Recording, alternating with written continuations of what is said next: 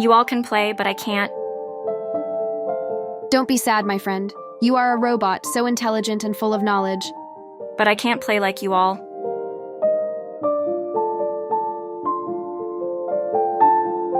Hey everyone, come here. What's wrong? Gogu is sad because he can't play like us. Oh no, let's include Gogu in something fun. I have an idea. Let's solve a coding problem together. Gogu will enjoy that. That's a great idea. Let's go to my study room. I'll help you with the coding. Nope. This time, you relax and just check our coding like a teacher. Okay, I'm watching. Show us the problem.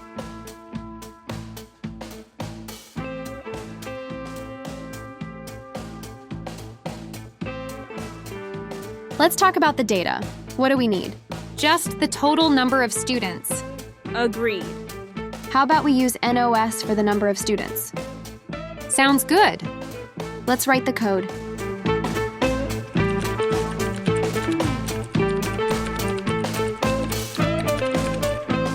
After that, we'll divide by 5 to form the groups. Oh yeah, but which math symbol? Think carefully. Double slash, because you can't divide students into fractions. Right, here's the next line.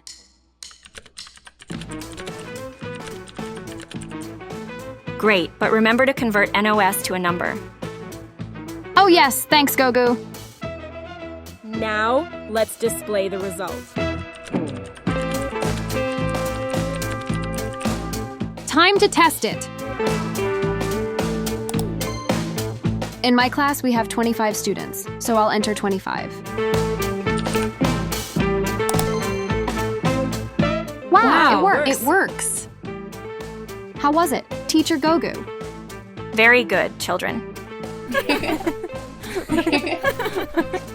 Wait, what about extra students? In Sarah's class, they have 27 students. Oh no, we didn't think about the leftover students. There's a special operator in Python for that, but I'll let your teacher explain tomorrow. Exciting, I can't wait to learn about it. Same here, but it's time to go home. See you all tomorrow. Yes. Hi, friends. In today's episode, Aadi and his friends learned how to group students using coding. They used division to figure out how many groups could be made.